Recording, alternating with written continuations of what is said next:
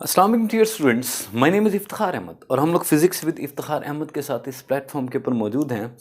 हमने first year chapter number 6 का आगाज़ किया था और हमने अपने 2 लेक्चर्स कंप्लीट कर लिए हैं। आज हमारा जो तीसरा लेक्चर है वो डील करता है with the concept of terminal velocity.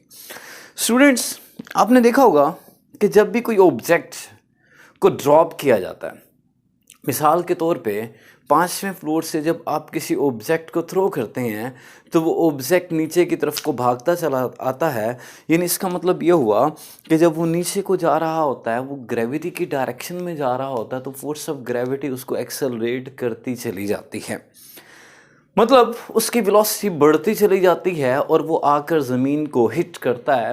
अगर फॉर एग्जांपल आपके पास कोई ह्यूमन किसी बिल्डिंग से गिरता है, या कोई इंसान या कोई शख्स किसी बिल्डिंग से गिरता है, तो उसका जो मरने का इम्कान ज़्यादा होता है। इसकी वजह ये होती है कि जब वो नीचे को गिर रहा होता है तो वो एक्सेलरेट होता चला जाता है, उसकी वेलोसिटी बढ़ती चली जाती है और बढ़ती हुई वेलोसिटी के साथ जब वो आकर ज़मीन से हिट करता है तो उसकी डेथ भी हो सकती है और उसकी हड्डियाँ वगैरह भी टूट सकती हैं।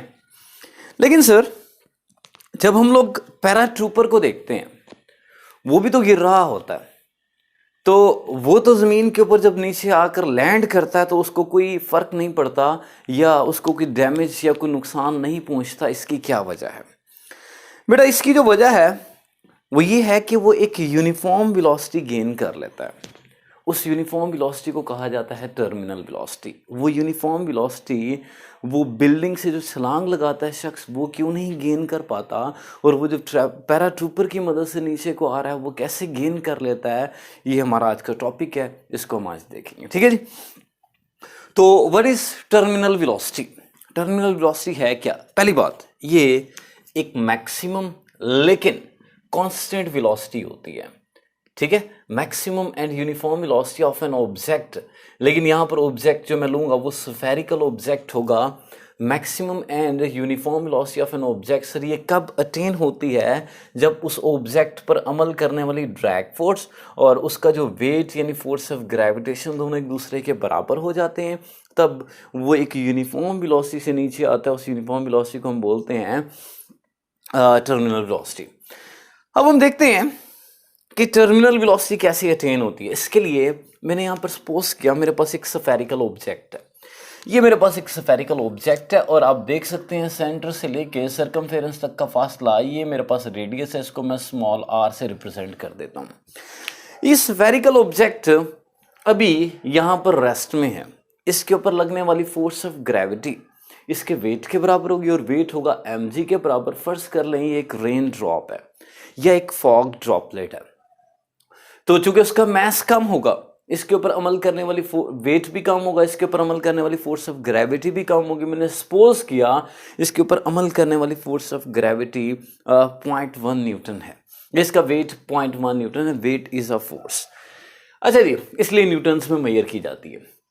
लेकिन सर इसके ऊपर लगने वाली ड्रैग फोर्स कितनी होगी? अभी इसके ऊपर कोई ड्रैग फोर्स नहीं लगेगी। सर क्यों नहीं लगेगी? क्योंकि अभी ये रेस्ट में है। अगर ये रेस्ट में है तो ड्रैग फोर्स का फॉर्मूला कल हमने स्टोक्स लॉ में पढ़ा था, Fd = 6 pi eta R V होता है।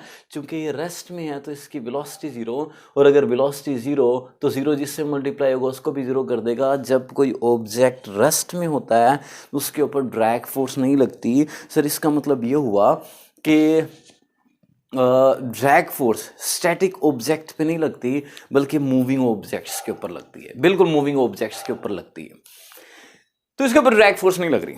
अच्छा जी, अब अगर मैं इसको अलाउ करूं कि ये under the action of gravity नीचे जाए, तो जैसे ही ये नीचे जाना शुरू होगा, जैसे ही नीचे जाना शुरू होगा, इसके पास आप कह लें कि वेलोसिटी आएगी, तो इसके ऊपर ड्रैग फोर्स अमल करेगी। सर किधर को ड्रैग फोर्स अमल करती है? ड्रैग फोर्स अपोजिंग फोर्स होती है, मोशन के ऑपोजिट होती है। मतलब अगर ये नीचे जाना शुरू करेगा वेट की वजह से, तो इसके ऊपर ड्रैग फोर्स जो अमल करेगी ये ऊपर की तरफ को अमल करेगी। ठीक है, आप देख सकते हैं मैंने वेट का या फोर्स ऑफ ग्रेविटी का जो एरो ड्रॉ किया है नीचे की तरफ को, वो बड़ा ड्रॉ किया है, और जो ड्रैग फोर्स का एरो ऊपर की तरफ मोशन के ऑपोजिट, ये नीचे जा रहा है, ड्रैग फोर्स ऊपर को होगी। ये राइट पे जाता तो ड्रैग फोर्स लेफ्ट पे होती।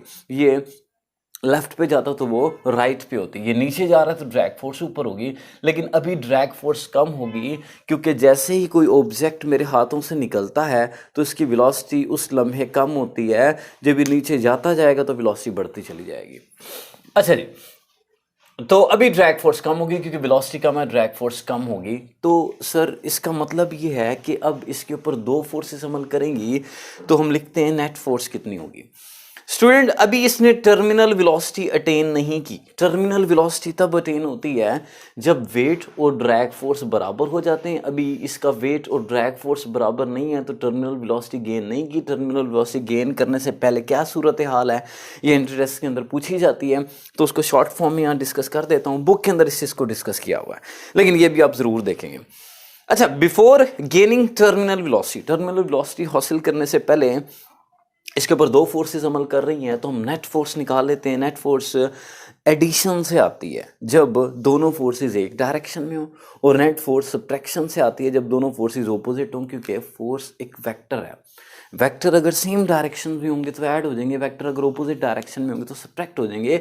ये वेट भी एक फोर्स है और ड्रैग फोर्स भी एक फोर्स है, तो दोनों फोर्सेस हैं, दोनों ऑपोजिट डायरेक्शन में आ रही हैं। तो नेट फोर्स के लिए मैं एक में से दूसरे को माइनस करूंगा। सर किस में से किसको माइनस करेंगे? ज़्यादा में से कम के।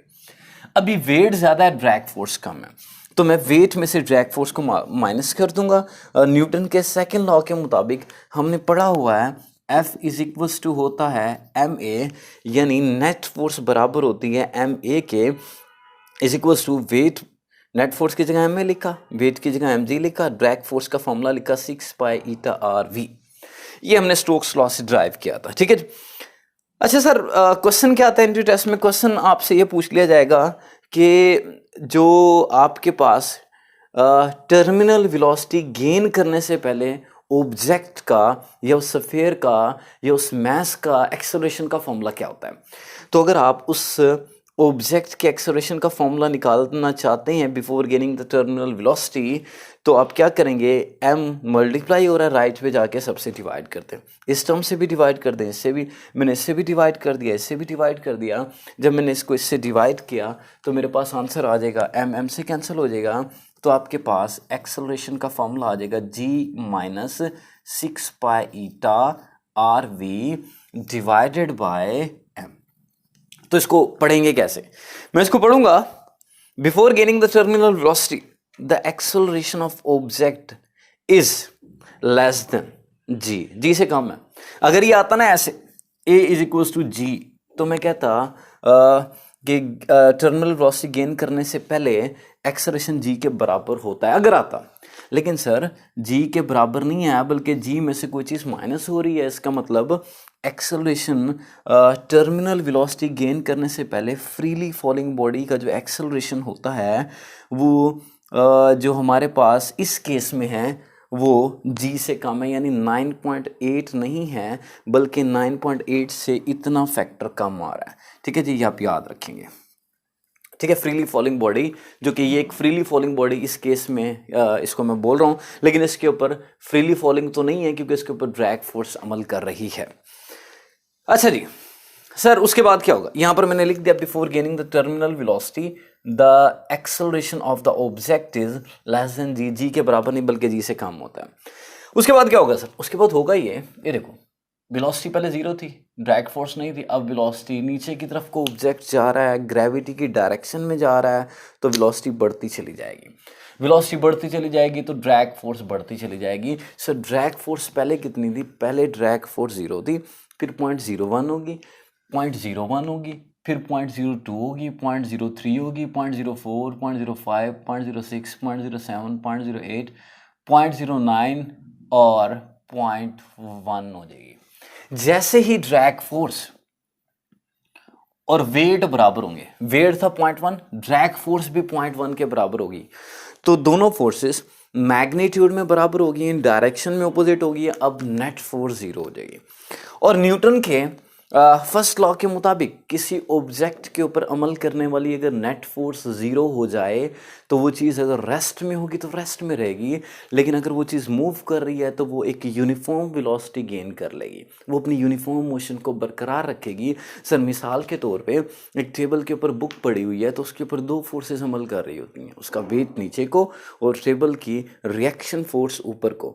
जब दोनों बराबर होती हैं तो नेट फोर्स ज़ीरो हो जाती है, तो वो बुक तो रेस्ट में थी, वो रेस्ट में रहेगी। लेकिन अगर ये एक गाड़ी हो, इसके ऊपर दो फोर्सेस अमल कर रही हों और अगर वो दोनों बराबर हों, इंजन की फोर्स आगे को हो और जो रोड की या एयर रेजिस्टेंस है या रोड की फ्रिक्शन है वो ऑपोजिट को, दोनों अगर बराबर हों तो गाड़ी अपनी यूनिफॉर्म मोशन को बरकरार रखेगी। यहाँ पर भी ऐसा ही होगा, दोनों बराबर हो गए हैं, दोनों एक दूसरे को कैंसिल कर देंगे, नेट फोर्स ज़ीरो हो जाएगी। तो क्या होगा, तो ये जो ऑब्जेक्ट है एक यूनिफॉर्म वेलोसिटी गेन कर लेगा, उस वेलोसिटी को बोलते हैं टर्मिनल वेलोसिटी। ठीक है जी, तो ये फॉर्मूला मैंने दोबारा लिखा नेट फोर्स का। Net force is equal to weight minus F D. Net force अब ज़ीरो हो चुकी है क्योंकि दोनों इक्वल बट ऑपोजिट हैं, तो वेट माइनस एफ डी आ गया, ये ज़ीरो हो गया। अगर मैं एफ डी को लेफ्ट पे शिफ्ट करूँ तो ये माइनस है, इधर जाकर प्लस हो जाएगा। अब आप एफ डी का भी फॉर्मूला लिखेंगे, वेट का भी लिखेंगे। एफ डी बराबर होती है 6 pi eta R B T. तो आपने लिखा 6 pi eta R B T, हमारे पास ड्रैग फोर्स का फॉर्मूला लिखा, is equal to weight, weight का मतलब एम जी।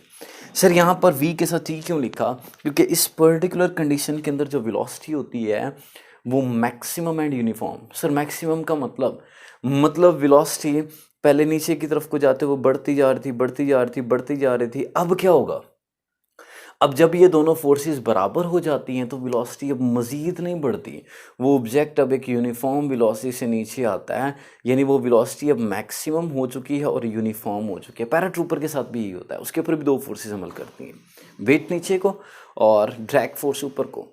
जिस लम्हे दोनों बराबर हो जाती हैं तो नेट फोर्स ज़ीरो हो जाती है। तो नेट फोर्स अगर ज़ीरो हो जाती है तो वो एक यूनिफॉर्म वेलोसिटी के साथ नीचे आता है और उस वेलोसिटी को बोलते हैं टर्मिनल वेलोसिटी। इसके साथ मैंने वी टी लिख दिया। मुझे वी टी का रिलेशन चाहिए, मुझे टर्मिनल वेलोसिटी का रिलेशन चाहिए, तो 6 पाई ईटा आर राइट पर जाकर डिवाइड हो जाएगा।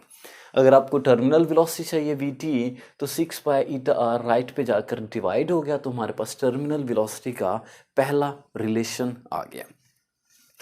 लेकिन ये जो रिलेशन है इसमें एक प्रॉब्लम है। इसमें प्रॉब्लम ये है कि इसमें दो वेरिएबल्स हैं। इसमें एक वेरिएबल मैस है और दूसरा जो वेरिएबल है हमारे पास वो साइज है, रेडियस है। मैं चाहता हूँ इसको मैं सिंगल वेरिएबल में तब्दील करूँ, तो मैं काम करता हूँ, मैं यहाँ से मैस को एलिमिनेट कर देता हूँ। मैस को एलिमिनेट कर देता हूँ। मैस को मैं कैसे एलिमिनेट करूँगा, मैस को एलिमिनेट करने के लिए मैं डेंसिटी का फॉर्मूला अप्लाई करूँगा। डेंसिटी बराबर होती है mess per unit volume, density बराबर होती है mess per unit volume, volume इधर जाकर मल्टीप्लाई हो जाएगा, तो ये हो जाएगा density multiply with volume. Density को रो से शो करते हैं, ये रो का सिंबल है, डेंसिटी को रो से शो करते हैं और डेंसिटी के साथ मैंने वॉल्यूम को मल्टीप्लाई कर दिया तो बराबर किसके आ गया, मैस के। वॉल्यूम इधर जाकर मल्टीप्लाई होगा तो density into volume is equals to density into volume is equals to mass. Sir volume का फॉर्मूला क्या होता है, ऑब्जेक्ट कैसा है, स्फेरिकल ऑब्जेक्ट है, स्फेयर के वॉल्यूम का जो फॉर्मूला होता है that is 4/3 pi R cube. ये स्फेयर के वॉल्यूम का फॉर्मूला होता है। ठीक है, तो मैंने स्फेयर के वॉल्यूम का, क्योंकि यहाँ पर मैंने ड्रॉप कंसीडर किया था तो वो स्फेरिकल ऑब्जेक्ट होता है, तो स्फेयर के वॉल्यूम का मैंने यहाँ पर फॉर्मूला लिख दिया। ये स्फीयर के वॉल्यूम का फॉर्मूला है। मैस बराबर आ गया डेंसिटी इंटू वॉल्यूम, मैस बराबर आ गया डेंसिटी इंटू वॉल्यूम का फॉर्मूला लिख दिया। ये मैस की इक्वेशन आ गई है। अब आप एक काम करें, आप इस इक्वेशन से मैस को अगर ख़त्म करना चाहते हैं तो मैस का फॉर्मूला यहाँ लिख दें। अगर आप इस इक्वेशन से मैस को एलिमिनेट करना चाहते हैं तो आप मैस का फॉर्मूला यहाँ पर लिखते हैं। मैस का ये जो भी फॉर्मूला है इसको इक्वेशन नंबर 1 में पुट कर दें, तो टर्मिनल वेलोसिटी बराबर आ जाएगी mass. What is sir mass, mass ये पूरी टर्म मैस है, तो आप यहाँ पर लिखते हैं मैस का फॉर्मूला। ये पूरा मैस का फॉर्मूला था, लेकिन सर मैस के साथ जी भी था, जी एज इट इज़ आ जाएगा, divided by 6 pi eta R, 6 pi eta R as it is आ जाएगा।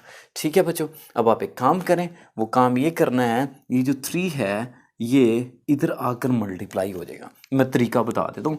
जब भी कभी 4/3 होल डिवाइडेड बाय 9 है, 6 है, सॉरी, होल डिवाइडेड बाय 6 है।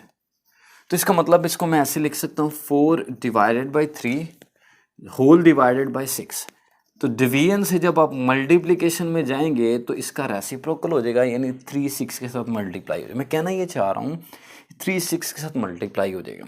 अच्छा, जब ये 3 6 के साथ मल्टीप्लाई हो जाएगा तो क्यों ना मैं इसको नीचे ही लिख लूँ 18 बना के, 6 3 18 लिख दें, ताकि मैं आपको कटिंग दिखा सकूँ। पाई पाई से कैंसिल हो जाएगा, 2 के टेबल पे ये और ये कैंसिल हो जाएंगे, ये बन गया 2/9। 2/9 मैंने एज इट इज़ लिख दिया, ठीक है जी। 2/9 रो जी एज इट इज़ आ गए। एक आर यहाँ आर 3 है, तो यहाँ पे एक आर कैंसिल हो जाएगा, आर का स्क्वायर आ जाएगा। 2 रो जी आर का स्क्वायर डिवाइड बाय 9 ईटा। ये हमारे पास टर्मिनल वेलोसिटी का हतमी फार्मूला आ जाएगा, फाइनल फार्मूला टर्मिनल वेलोसिटी का आपके पास आ जाएगा। अच्छा बच्चों, यहाँ से हम एक और फॉर्मूला बना लेते हैं जो कि हमारे न्यूमेरिकल में हेल्प करेगा। जो हम एक एक्सरसाइज का न्यूमेरिकल करेंगे उसमें वो हमें कहेगा रेडियस डिटरमिन करो। ग्लोब्यूलर प्रोटीन का रेडियस मालूम करने के लिए, मतलब रेडियस मालूम करना होगा। तो रेडियस अगर मालूम करना चाहते हो तो 9 ईटा डिवाइड हो रहा है, इधर जाकर मल्टीप्लाई कर दो। 2 रो जी मल्टीप्लाई हो रहा है, उधर जाकर डिवाइड कर दो। तो रेडियस अगर डिटरमिन करना चाहते हो 9 ईटा इधर मल्टीप्लाई कर दो, 2 रो जी उधर डिवाइड कर दो, रेडियस स्क्वायर का फॉर्मूला आ जाएगा।